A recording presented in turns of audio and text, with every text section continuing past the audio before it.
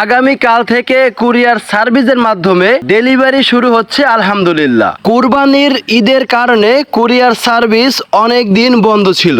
অবশেষে আলহামদুলিল্লাহ আগামীকাল থেকে কুরিয়ার সার্ভিসের মাধ্যমে সকল ডেলিভারি দেওয়া সম্ভব হবে।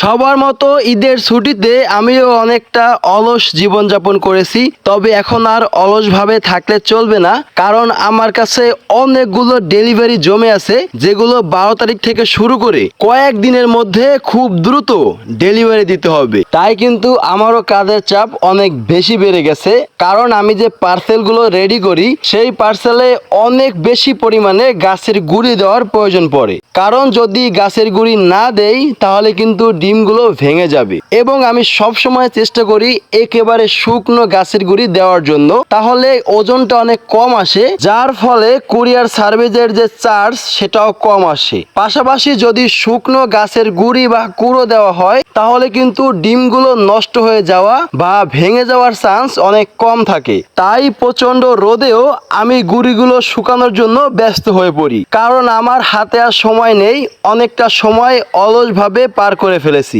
এখন খুব দ্রুত এই গুঁড়িগুলো আমাকে শুকাতে হবে এবং ডেলিভারির জন্য প্রস্তুত করতে হবে। আপনারা যারা আমার কাছে ডিম অর্ডার করেছিলেন, ইনশাল্লাহ আপনারা খুব দ্রুত ডিমগুলো হাতে পেয়ে যাবেন। সবাই ভালো থাকবেন, সুস্থ থাকবেন এবং আমার জন্য দোয়া রাখবেন। আল্লাহ তাআলা যেন আমাকে হালাল উপায়ে উপার্জন করার তৌফিক দান করে।